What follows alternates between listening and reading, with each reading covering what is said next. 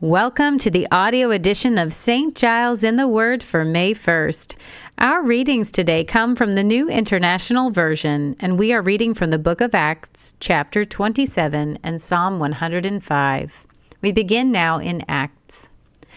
When it was decided that we would sail for Italy, Paul and some other prisoners were handed over to a centurion named Giles, who belonged to the imperial regiment.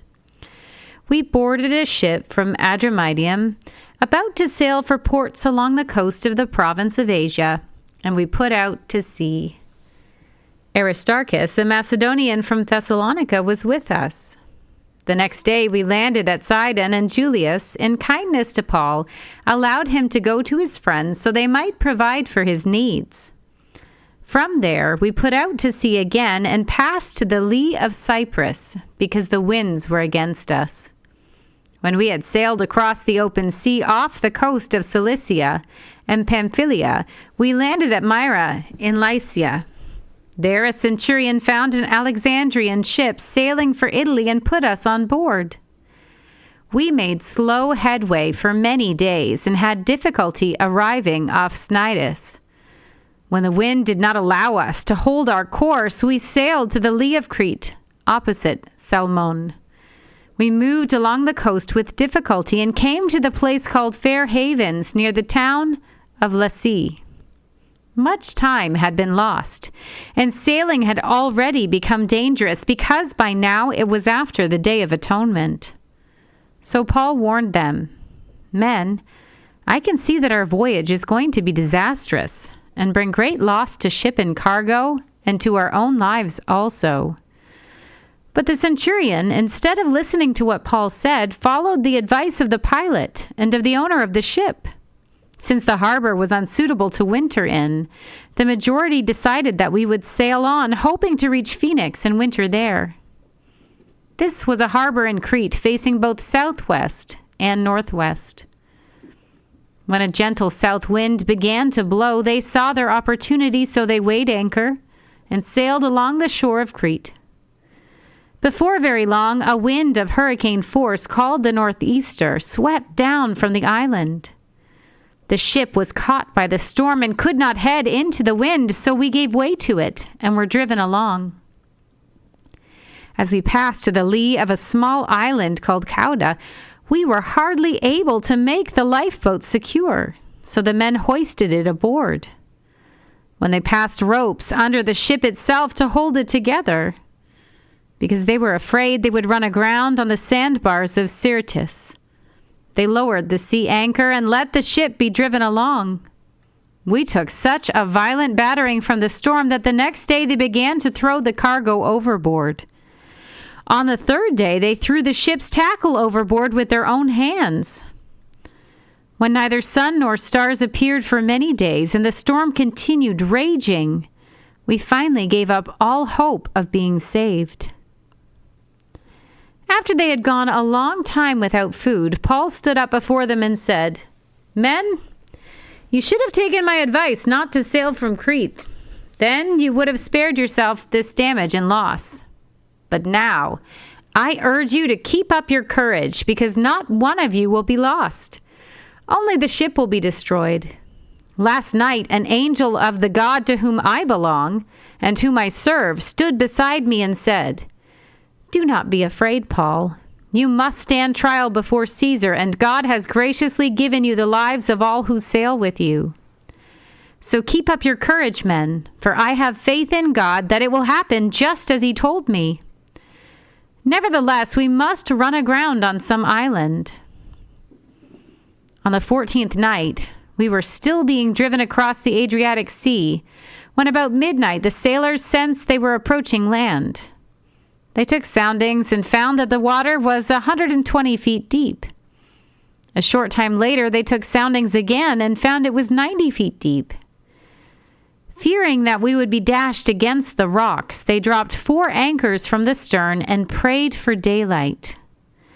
In an attempt to escape from the ship, the sailors let the lifeboat down into the sea, pretending they were going to lower some anchors from the bow. Then Paul said to the centurion and the soldiers, "Unless these men stay with the ship, you cannot be saved." So the soldiers cut the ropes that held the lifeboat and let it drift away. Just before dawn, Paul urged them all to eat. For the last 14 days, he said, "You have been in constant suspense and have gone without food. You haven't eaten anything. Now I urge you to take some food. You need it to survive. Not one of you will lose a single hair from his head." After he said this, he took some bread and gave thanks to God in front of them all. Then he broke it and began to eat. They were all encouraged and ate some food themselves. Altogether, there were 276 of us on board. When they had eaten as much as they wanted, they lightened the ship by throwing the grain into the sea. When daylight came, they did not recognize the land, but they saw a bay with a sandy beach where they decided to run the ship aground if they could.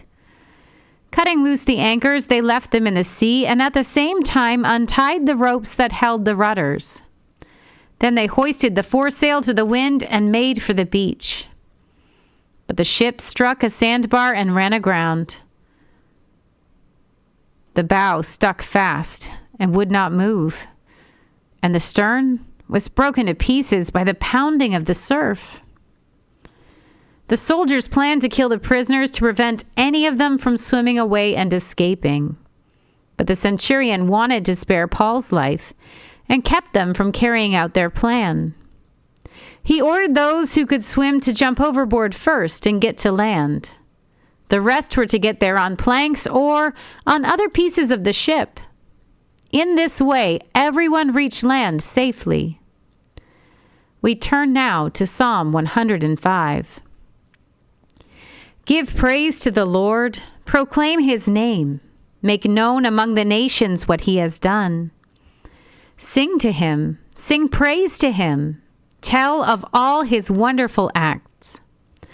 Glory in his holy name. Let the hearts of those who seek the Lord rejoice. Look to the Lord and his strength. Seek his face always. Remember the wonders he has done, his miracles and the judgments he pronounced.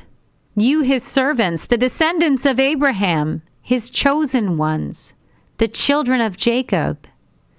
He is the Lord our God. His judgments are in all the earth. He remembers his covenant forever, the promise he made for 1,000 generations, the covenant he made with Abraham, the oath he swore to Isaac. He confirmed it to Jacob as a decree, to Israel as an everlasting covenant. To you I will give the land of Canaan, as the portion you will inherit it. When they were but few in number, few indeed, and strangers in it, they wandered from nation to nation, from one kingdom to another. He allowed no one to oppress them. For their sake, he rebuked kings. Do not touch my anointed ones. Do my prophets no harm. He called down famine on the land and destroyed all their supplies of food. And he sent a man before them, Joseph, sold as a slave.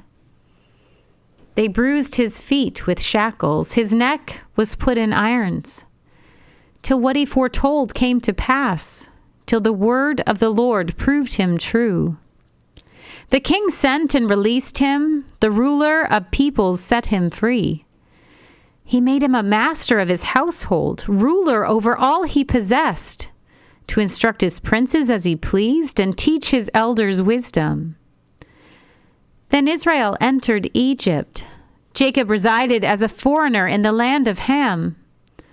The Lord made his people very fruitful. He made them too numerous for their foes, whose hearts he turned to hate his people, to conspire against his servants.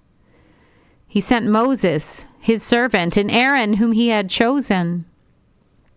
They performed his signs among them, his wonders in the land of Ham.